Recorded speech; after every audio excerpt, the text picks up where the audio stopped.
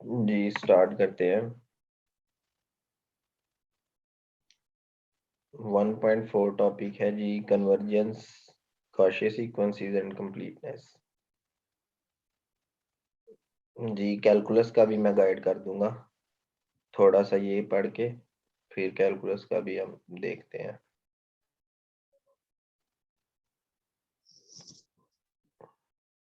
ठीक है, जब मैं आप लोगों से पूछूंगा क्वेश्चंस फिर आप लोग अपने अपने सवालात मेरे से कर सकते हैं।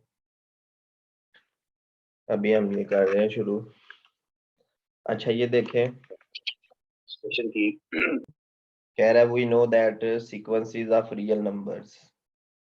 अब ये वी नो दैट का मतलब है कि आप रियल एनालिसिस का कोर्स पहले पढ़ चुके हैं, जो हमने अपनी प्रीवियस प्रीवियस वीडियोस में किया है, प्रीवियस लेक्चर्स में काम किया है। वो रियल एनालिसिस में आपने रियल सीक्वेंसेस को स्टडी किया है।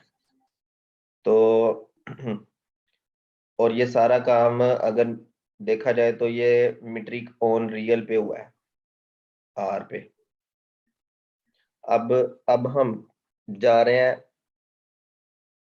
एब्स्ट्रैक्ट स्पेसिस पर, मतलब के आर के अलावा जो स्पेसिस है ना, जैसे आर स्क्वायर है, उसके बाद एस है, एल इंफिनिटी है, एल पी स्पेस है, इस तरह जितनी भी, इस तरह ये जो बी ए है, सी ए बी है, ये पॉपुलर किस्म की कुछ स्पेसिस हमने स्टडी की हैं।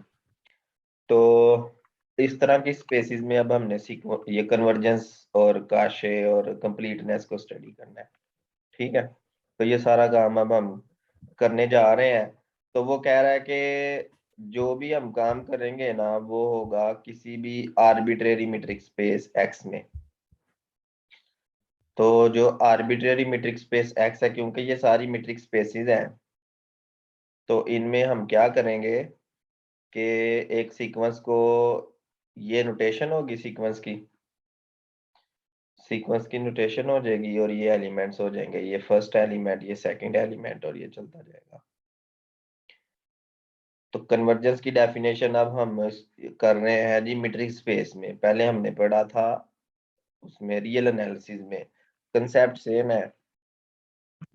कन्वर्जेंस की डेफिनेशन मैंने वर्ड टू वर्ड बताई थी। अब यहाँ पे देखते हैं कि एक सीक्वेंस होगी एक्स एन किसी मीट्रिक स्पेस एक्स में, और वो कन्वर्ज करेगी, जिस पॉइंट को वो कन्वर्ज करेगी वो पॉइंट दोबारा से उसी एक्स में होना चाहिए, मतलब मीट्रिक स्पेस में होना चाहिए। और ये हमारे पास उसका फार्मूला है, limit n approaches to infinity, distance between x and xn equal to 0। ठीक है, आगे ये उसकी दूसरी नोटेशन है, और ये अप्रोच कर रहा है उसको, मतलब कि xn अप्रोच करेगा x को अगर distance of xn x approach करेगा 0 को। मतलब लिमिट, ये जो लिमिट है ना, ये अगर 0 को अप्रोच करेगी तो ये दो पॉइंट्स आपस में एक दूसरे को कन्वर्ज करेंगे, सीक्वेंस कन्वर्ज करेगी। और कह रहा है कि अगर सीक्वेंस कन्वर्ज नहीं करती तो वो फिर क्या होगी, डिवर्जेंट होगी।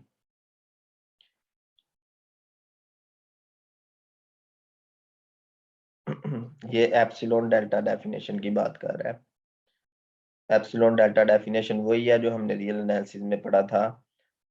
यहाँ से देखें, ये हमने कहा था कि एक्स एन एक्स को अप्रोच करेगा किसी भी एप्सिलॉन ग्रेटर देन 0 के लिए कोई नेचुरल नंबर एग्जिस्ट करेगा सच दैट के फॉर ऑल एक्स एन, ठीक है, एन ग्रेटर देन एन, तो ये इस नेबरहुड में आ जाएंगे, इस बॉल में। अब इस बॉल का मतलब है कि सेंटर जो है वो एक्स है, और तमाम एक्स एन सेटिस्फाई करेंगे, तो मतलब कि distance of X N X ये लेस देन अगर इस एप्सिलॉन से होगा तो ये बिल्कुल इस बाल में आ जाएगा। बाल का फार्मूला हमने पढ़ा था प्रीवियस लेक्चर में, मैं अब दोबारा से आपको दिखा देता हूँ। ये देखें,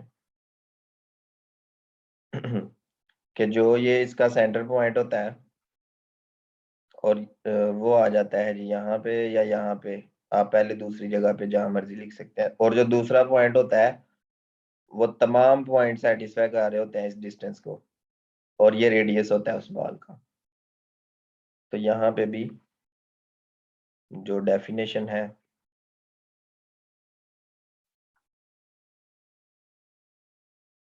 जो ये डेफिनेशन है, इसमें ये रेडियस आ गया उसका बॉल का, ठीक है, सेंटर आ गया एक्स पे, ये एप्सिलॉन रेडियस आ गया, और ये अब इसके अंदर जितने भी पॉइंट्स हैं यहाँ पे, वो तमाम पॉइंट्स सीक्वेंस की टर्म्स हैं। मतलब x1 यहाँ पे, x2 यहाँ पे, x3 यहाँ पे, मतलब कि आप ये कर लें कि x, ये कैपिटल N कर लें ना, कैपिटल N1 कर लें, N2 कर लें, क्योंकि जो डिस्टेंस हम कह रहे हैं ना, x is less than epsilon for all n greater और इक्वल टू n। तो इस n के बाद आने वाले जितने भी नेचुरल नंबर हैं वो इसको सेटिस्फाई करेंगे। तो ये जो मैंने यहाँ पे xn1 लिखा है, आप मान लें कि जो n1 है ना, वो इस जगह पे पड़ा हुआ है, n1 is greater than n। ठीक है, आगे कोई एग्जांपल आती है ना, बेहतर तरीके से उसको समझते हैं। तो वो कह रहा है कि टू अवॉइड ट्रिवियल मिसअंडरस्टैंडिंग्स, हाँ अब यहाँ पे एक इम्पोर्टेंट पॉइंट है, we note that the limit of a convergent sequence must be a point of the space. ये जो यहाँ पे उसने बात लिखी है, वो ये कह रहा है कि जब भी कोई सीक्वेंस कन्वर्ज करेगी, जिस पॉइंट को कन्वर्ज करेगी मीट्रिक स्पेस में, वो पॉइंट उसी स्पेस का होना चाहिए, must be a point of the space. For instance x be open interval, अगर हम मान लें कि एक्स जो है हमारे पास वो 0 से 1 तक एक ओपन इंटरवल है, ठीक है, और यूजुअल मीट्रिक इस पे लगा देते हैं जी x-y। तो डिस्टेंस हमने लगा दिया, distance between X Y is equal to x-y mod, ये डिस्टेंस आ गया। इस डिस्टेंस ने यहाँ पे वर्क करना है इस जगह पे, मतलब एप्सिलॉन से जो छोटा नंबर होगा वो इस डिस्टेंस की वजह से आएगा। उसके बाद एक हमने सीक्वेंस ले ली 1/2 1/3, अब सीक्वेंस का जो पहला पॉइंट है वो 1/2 है, 1/2 1/3, मतलब 1/1 नहीं है इसमें, वो 1/2 से स्टार्ट कर रहा है इसको। तो 1/2 आ गया, 1/3 आ गया, 1/4 आ गया, इस मतलब कि ये जो सीक्वेंस है ये हमारे पास है 1/n+1, ये वाली सीक्वेंस है ना। तो फर्स्ट नेचुरल नंबर पुट किया 2 आ गया, दूसरा पुट किया 3 आ गया। तो ये सीक्वेंस हमने ले ली इस सेट में से, और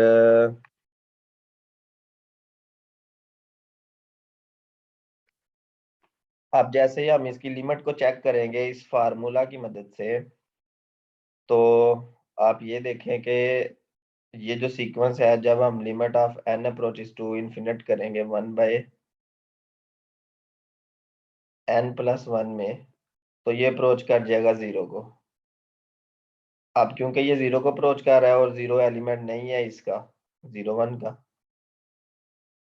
ठीक है, तो हम कह सकते हैं कि हमें कोई भी, मतलब कि जो xn है इसमें, वो यही है ना 1/n+1, मतलब कि 1/n+1 - 0 mod is less than epsilon, ठीक है। हमें कोई भी जो है ना एप्सिलॉन नहीं मिलेगा, ऐसी वजह, इस ये वजह इसलिए क्योंकि ये जो 0 है ना, ये 0 एलिमेंट ही नहीं है ना एक्स का। तो जब 0 ही एक्स का एलिमेंट नहीं होगा तो आप ये आर्बिट्रेरी नंबर भी लेट नहीं कर सकते यहाँ पे, क्योंकि आर्बिट्रेरी नंबर लेट करने के लिए जो है ना एक्स का एक्स में होना लाजमी होता है। यहाँ पे ये है। ये जो है ना, ये स्पेस में होना लाजमी होता है। उसके बाद आगे चलते हैं।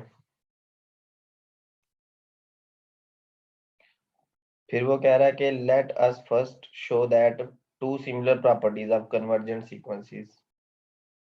मतलब के जैसे आपने रियल एनालिसिस में कन्वर्जेंट सीक्वेंसेस की प्रॉपर्टीज को देखा था, बिल्कुल उसी तरह से मीट्रिक स्पेस में भी कुछ प्रॉपर्टीज होती हैं जिसमें लिमिट जो है वो यूनिक होती है मीट्रिक स्पेस में भी, और बाउंडेडनेस भी होता है। मतलब आप ये कह सकते हैं कि जैसे रियल एनालिसिस में किसी भी सीक्वेंस की जो लिमिट है अगर एग्जिस्ट करती है तो वो यूनिक होगी, ठीक है, और अगर कोई भी कन्वर्जेंट सीक्वेंस है तो वो बाउंडेड होगी। इसी तरह मीट्रिक स्पेस में भी यही है कि अगर लिमिट एग्जिस्ट करती है तो वो यूनिक होगी, और अगर कन्वर्जेंट है तो वो बाउंडेड सीक्वेंस होगी। ठीक है,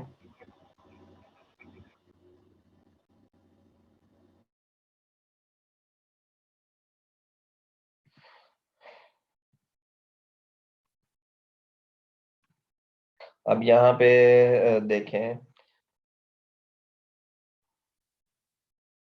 हमने कहा था कि एक सेट बाउंडेड होगा अगर उसका डायमीटर फाइनाइट होगा।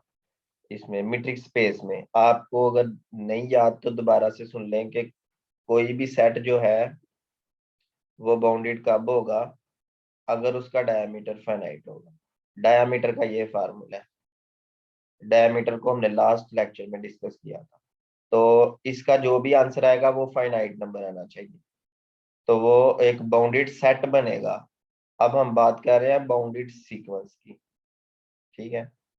And we call a sequence xn in X a bounded sequence if the corresponding point set is a bounded subset of X। तो corresponding point set की वो बात कर रहा है। corresponding point set मतलब कि जो ये वाला point set है आपको नजर आ रहा है, ये जो point set है, इस point set में अगर हम diameter की बात करें, मतलब कोई कह देता है कि इसका diameter क्या होगा, diameter of 1/n+1 क्या होगा, तो इसका जो डायमीटर होगा वो मैक्सिमम डिस्टेंस होगा ना कोई से दो पॉइंट्स के दरमियान। तो आप ये देख लें, देखें ये दो पॉइंट्स होंगे और उनमें मैक्सिमम मतलब सुप्रीमम होगा, बड़े से बड़ा डिस्टेंस होगा। तो इसमें बड़े से बड़ा डिस्टेंस जो होगा वो क्या होगा। और एक चीज आपने याद रखनी है कि जरूरी नहीं कि डायमीटर उसी उसी सेट में बिलोंग करे, डायमीटर एक नंबर होगा, डायमीटर इसमें बिलोंग करना, ठीक है ना, जरूरी नहीं होता, ये कंडीशन इस पे कोई नहीं है। तो मैक्सिमम डिस्टेंस अगर हम देखें, जैसे 1/2 यहाँ पे पड़ा हुआ है, 1/3 यहाँ पे है, चलते चलते ये अप्रोच तो जीरो को कर रहा है पर जीरो इस सीक्वेंस का एलिमेंट नहीं। तो जो मैक्सिमम डिस्टेंस हमें नजर आ रहा है वो 1/2 और कोई 0 + एप्सिलॉन है। तो देखें, एप्सिलॉन जो है कोई आर्बिट्रेरी नंबर है, तो जब आप जीरो में एप्सिलॉन प्लस करेंगे तो वो चला जाएगा 0 1 में। जरा सोचें, मतलब least least epsilon greater than zero, छोटे से छोटा आर्बिट्रेरी नंबर है जो जीरो से तो बड़ा है लेकिन वो बहुत ज्यादा छोटा नंबर है। उस नंबर को जब जीरो में ऐड करेंगे तो वो यहाँ पे इस जगह पे कहीं आ जाएगा, ठीक है। और जब वो इस जगह पे आ जाएगा और वो इस सीक्वेंस में भी होना चाहिए, तो हम यहाँ पे ये भी बात लिखेंगे कि एप्सिलॉन जो है ना वो बिलोंग करना चाहिए 1/n+1 में। इसका सीक्वेंस का भी एलिमेंट हो, जीरो से भी बड़ा हो और छोटे से छोटा नंबर हो। अब उस नंबर का तो हमें पता नहीं, लेकिन वो होगा जरूर। तो जो डिस्टेंस है ना हम हमारे पास वो होगा एप्सिलॉन का 1/2 से।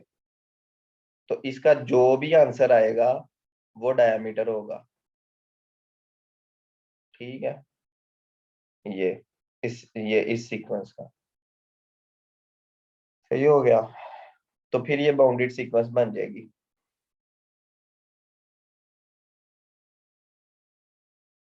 उसके बाद अगली बात वो कर रहा है कि ये जो सेट है ये बाउंडेड होगा।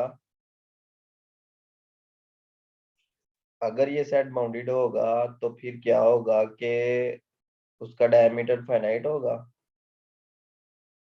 और वो सबसेट होगा इस ओपन बॉल का, where x not belong to x is any point and r is sufficiently large real number and conversely। ये ऊपर से कोई बात कर रहा है।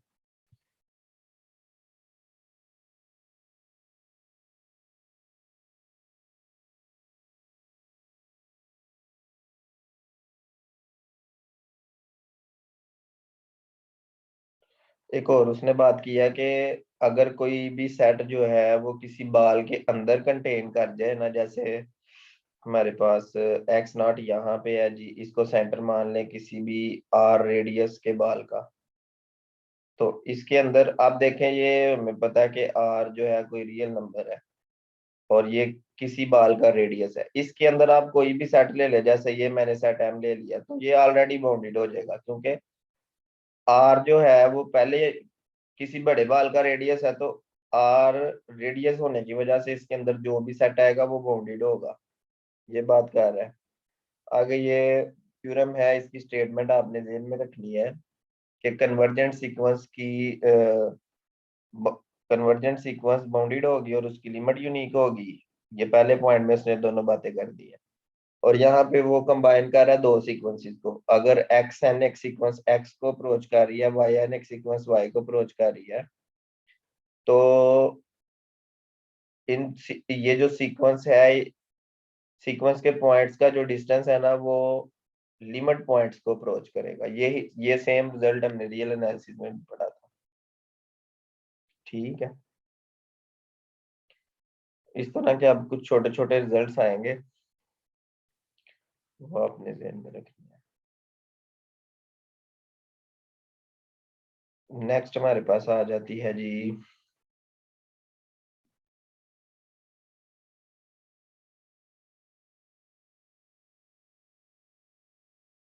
काशे क्राइटेरियन। अच्छा, जो ये क्राइटेरियन लिखा हुआ है, ये क्राइटेरियन, इस क्राइटेरियन को हम काशे क्राइटेरियन या काशे सीक्वेंस मानते हैं आर में। ठीक है, वो ये आपको याद करवाना चाह रहा है। कैलकुलस या आप इसको रियल एनालिसिस कह सकते हैं कि रियल एनालिसिस में जो काशे क्राइटेरियन था वो ये था। ये पुरानी बात आपको याद करवा रहा है। अब वो आपको ये कहना चाह रहा है कि अब आप आ जाए इधर मीट्रिक स्पेस में। और मीट्रिक स्पेस में जब आप आएंगे तो मीट्रिक स्पेस में इसकी प्रॉपर डेफिनेशन उन्होंने यहाँ पे दी हुई है 1.43 में, कि काशे सीक्वेंस क्या होती है। सीक्वेंस एक्स एन किसी मीट्रिक स्पेस एक्स में, ठीक है, अब मीट्रिक स्पेसिस जितनी भी बन गई है ना, उनमें अगर कोई सीक्वेंस इस क्राइटेरिया को फुलफिल करेगी, सेम है, सिर्फ इस यहाँ पे मॉड नहीं है, इस जगह पे डिस्टेंस आ गया है, बाकी सब सेम है। क्योंकि डिस्टेंस हर मीट्रिक स्पेस का डिफरेंट होता है, इसलिए जो है ना यहाँ पे हम डिस्टेंस जनरल बात करेंगे। तो सारी डेफिनेशन सेम है जो रियल एनालिसिस में पढ़ा है, लेकिन ये आपने मीट्रिक स्पेस के लिए करना है।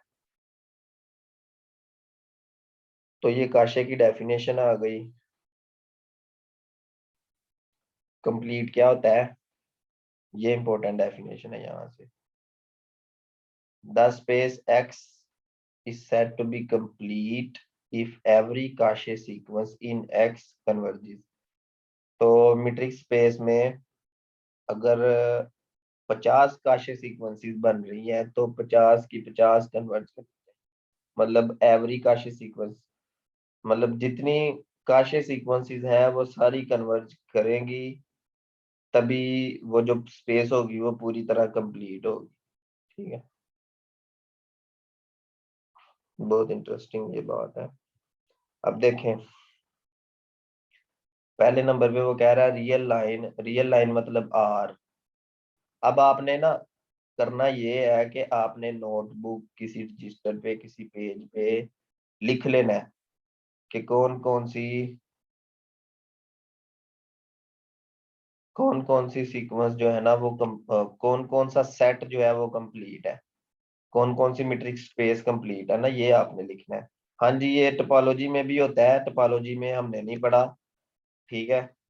टोपोलॉजी में वो आपके सिलेबस से बाहर है फिलहाल, पीपीएससी से रिलेटेड नहीं था तो मुझे जरूरी नहीं लगा, इसलिए मैंने वो नहीं बताया आपको।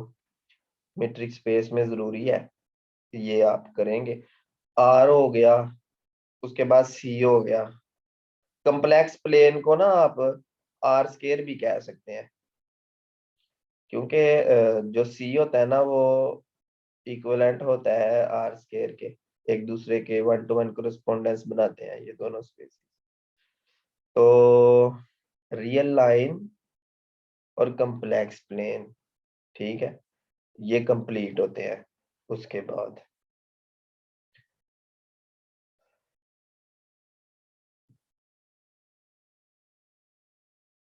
उसके बाद अगली बात क्या कर रहा है,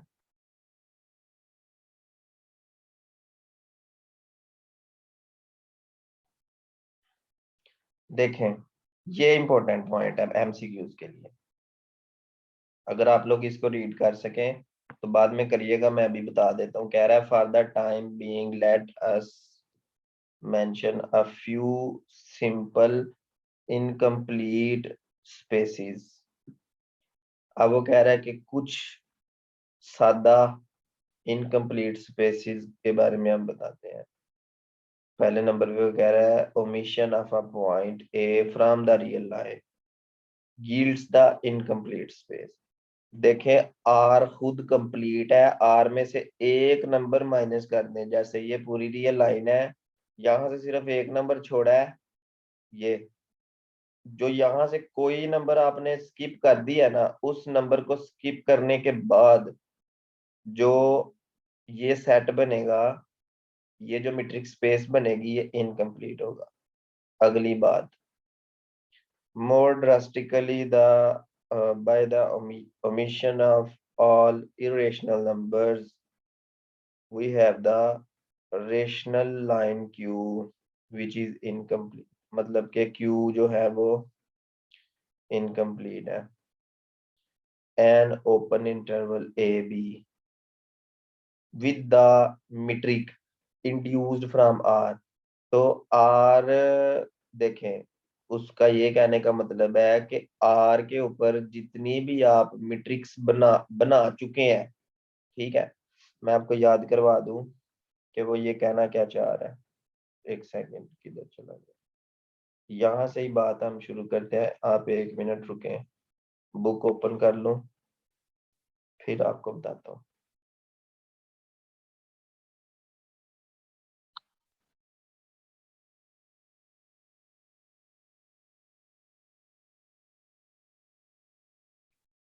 ठीक है जी, तो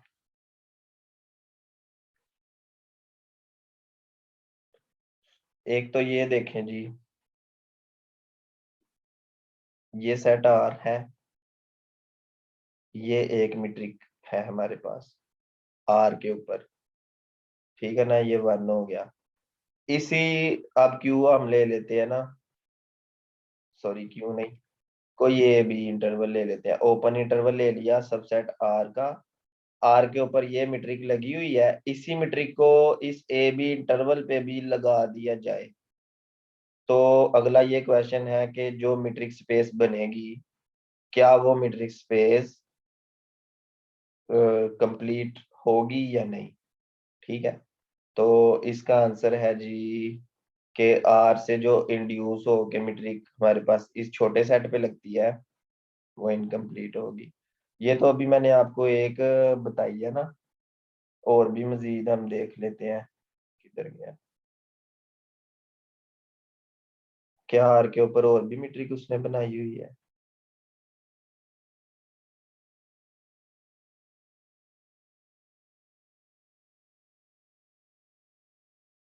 आर स्केयर की मुझे नजर आ रही है, ये भी आर स्क्वायर की है।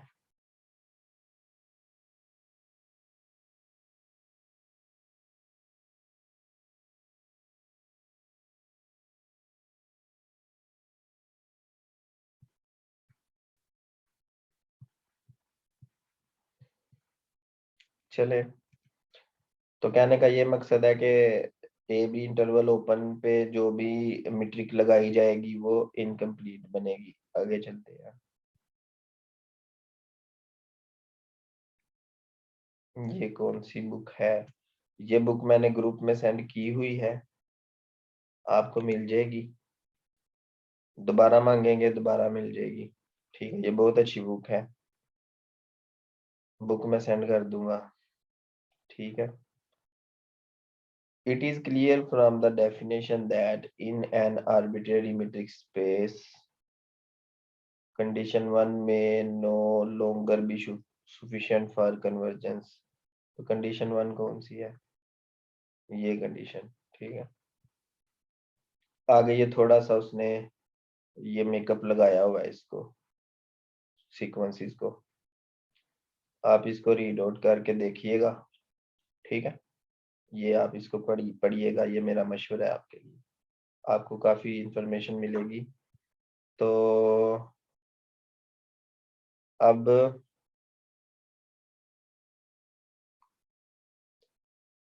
बुक का नेम, मैं आपको दोनों बुक्स का नाम बता देता हूँ।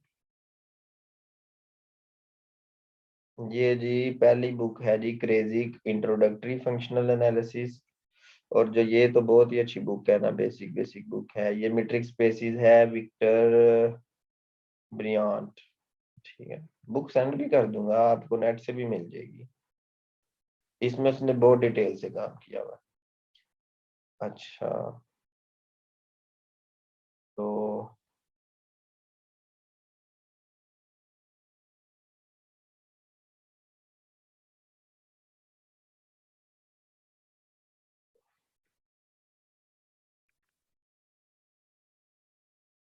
अब वो कह रहा है कि ये थ्योरम है, इसका कन्वर्स ट्रू नहीं है कि मीट्रिक स्पेस में कन्वर्जेंट सीक्वेंस हो तो काशे बन जाती है, लेकिन काशे हो तो कन्वर्जेंट बनेगी या नहीं हम कुछ कह नहीं सकते। ठीक है, मतलब कन्वर्स इसका ट्रू नहीं है, हमेशा ट्रू नहीं है।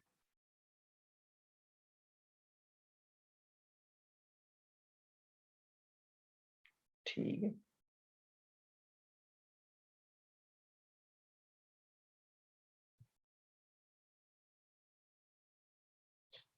तो आगे ये देखें जी, ये जैसे आपने टोपोलॉजी में क्लोजर और क्लोज्ड सेट को पढ़ा था, अब यहाँ पे ना हम पढ़ते हैं, और आपको मैं एक और डेफिनेशन बताता हूँ क्लोज्ड सेट की। एक तो क्लोज सेट वो होता है, पहले मैं इसकी बात कर रहा हूँ, कि जिसका कॉम्प्लीमेंट ओपन होता है। और ओपन सेट क्या होता है? ओपन सेट अगर उसके अंदर कोई ना कोई ओपन बॉल कंटेन कर रहा हो। ठीक है, ओपन सेट की डेफिनेशन मैं दोबारा से देख लेता हूँ। ये पेज नंबर 45 पे वापस आते हैं। ये यहाँ पे थी, देखे ये ओपन सेट है। A subset M of a metric space is said to be open if it contains a ball about each of its point। तो ये बात थी। ठीक है, मतलब कि हर पॉइंट को सेंटर मान के एक ओपन बॉल बना दिया जाए तो वो सेट क्या होगा? ओपन सेट होगा। मतलब अगर उसके हर पॉइंट को सेंटर मान के एक बॉल बन जाए। ठीक है, ये मैंने आपको शायद बताया था, बिल्कुल ये डिटेल से बताया था। तो ये ओपन सेट की डेफिनेशन है, इसका कॉम्प्लीमेंट क्लोज्ड होता है। एक तो वो डेफिनेशन होगी, दूसरी डेफिनेशन ये है कि क्लोज सेट की दूसरी डेफिनेशन ये है कि एक सेट क्लोज्ड होगा अगर अगर उसमें कोई सीक्वेंस हो, अगर कोई सीक्वेंस हो। ठीक है ना, पहले बात है सीक्वेंस की। अगर सीक्वेंस मिलेगी तो अगली बात करनी है, सीक्वेंस नहीं मिल रही तो फिर इस क्राइटेरिया से क्लोज सेट होगा या नहीं हम चेक नहीं कर सकते। क्लोज सेट चेक करने के लिए पहले सीक्वेंस का होना लाजमी है, फिर अगर वो सीक्वेंस कन्वर्ज कर रही हो तो जो कन्वर्जेंट पॉइंट आ रहा है उस कन्वर्जेंट पॉइंट का उसी एम में होना लाजमी है। ठीक है, तो सारी बात शुरू होती है यहाँ से कि ये सिचुएशन की बात कर रहा है, वो यही कहना चाह रहा है कि एक सेट क्लोज्ड होगा अगर उसमें कोई सीक्वेंस हो और वो कन्वर्ज कर रही हो, तो वो जिस पॉइंट को कन्वर्ज कर रही हो वो पॉइंट भी उसी सेट के अंदर होना चाहिए, तब वो सेट क्या हो जाएगा, क्लोज्ड हो जाएगा। अदरवाइज वो क्लोज्ड होगा या नहीं इस क्राइटेरिया से हम नहीं बता सकते, फिर हमें उसके ओपन क्लोज्ड क्राइटेरिया पे जाना पड़ेगा जो थोड़ी देर पहले हमने डेफिनेशन देखी है, फिर उसका कॉम्प्लीमेंट हमें ओपन शो करना पड़ेगा। ओपन का कॉम्प्लीमेंट क्लोज होता है, क्लोज का कॉम्प्लीमेंट ओपन होता है। ठीक है, तो ये बात होगी उसकी क्लोज सेट की। अब क्लोजर क्या है कि क्लोजर पॉइंट क्या है, x belong to m closure if and only if there is a sequence in m such that sequence x को अप्रोच करे। ठीक है, तो कहने का ये मतलब है कि m के अंदर जितनी भी कन्वर्जेंट सीक्वेंसेस, अब देखें पॉइंट नंबर बी में तो हमने कहा है ना कि अगर एक सीक्वेंस कन्वर्ज करे, जिस पॉइंट को कन्वर्ज करे वो पॉइंट एम के अंदर होना चाहिए, तब वो क्लोज्ड होगा। अब अगली बात यह है कि जो सीक्वेंस आपको मिल रही है एम के अंदर, वो सीक्वेंस जिस पॉइंट को अप्रोच कर रही है ना, अब उस पॉइंट का एम के अंदर दोबारा होना लाजमी नहीं है, लेकिन वो जो सीक्वेंस जिस पॉइंट को अप्रोच करेगी वो पॉइंट ऑटोमेटिकली एक नए सेट में चला जाएगा जिसको हम एम का बार बोल रहे हैं, एम बार बोल रहे हैं। ठीक है, मतलब आप कह लें कि समझाने की कोशिश करता हूँ, ये एम है। ठीक है, ये हमें एक सीक्वेंस मिल गई, एम से बाहर भी जा सकती है, जरूरी नहीं एम के अंदर हो, यहाँ पे आके कन्वर्ज कर गई एक्स को, तो एक्स ऑटोमेटिकली क्या करेगा कि एक्स एक सेट में चला जाएगा जिसको हम क्या बोल रहे होंगे, मतलब कि ये एम बार बोल रहे होंगे। ठीक है, आपको समझाने के लिए मैं सीक्वेंस एम से बाहर ले गया हूँ, वो इसलिए ले गया हूँ कि आपको ये बताना लाजमी था कि जो एम बार है उसमें जो सीक्वेंस एम में होगी जिस पॉइंट को वो कन्वर्ज करेगी वो पॉइंट एम बार में होगा। ठीक है, मतलब कि एक्स एन एक सीक्वेंस है एम में, अगर एक्स एन अप्रोच करे एक्स को, फिर एक्स बिलोंग कर जाएगा एम बार को, मतलब एम के क्लोजर को। तो जितने भी पॉइंट्स, जितनी भी सीक्वेंसेस होंगी, ये जितनी भी सीक्वेंसेस होंगी इस सेट के अंदर, वो जिन जिन पॉइंट्स को जैसे एक सीक्वेंस है वो इस पॉइंट को अप्रोच कर गया, कोई दूसरी सीक्वेंस है वो दूसरे पॉइंट को अप्रोच कर गया, कोई तीसरी सीक्वेंस है तीसरे पॉइंट को अप्रोच कर गया, तो वो जितने भी पॉइंट्स आ जाएंगे एक्स वाई जी टी, तो वो सारे पॉइंट्स चले जाएंगे क्लोजर में चले जाएंगे। ठीक है, तो जो सीक्वेंसेस आपको मिल रही होंगी, जैसे वाई एन एक सीक्वेंस है वाई को अप्रोच कर गई, जी एन एक सीक्वेंस है जी को अप्रोच कर गई, टी एन एक सीक्वेंस है टी को अप्रोच कर गई, ये सारी सीक्वेंसेस हमें कहाँ से मिल रही हैं, एम में से मिल रही हैं। ठीक है, तो ये हमारे पास आ गया, क्लोजर की डेफिनेशन आ गई। इन दोनों में आप प्रैक्टिस करेंगे ना इसको, बार बार मेरी बातें सुनेंगे तो आपको उम्मीद है कि समझ आ जाएगी, मसला नहीं होगा। सही हो गया।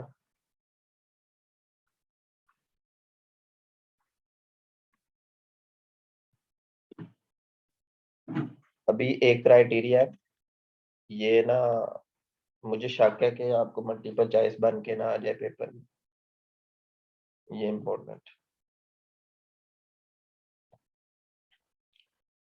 ये कह रहा है कि a subspace M of a complete metric space X is itself complete। अच्छा, अब जो बड़ी स्पेस है वो ऑलरेडी कंप्लीट है, मतलब कि ये X है, ये कंप्लीट है।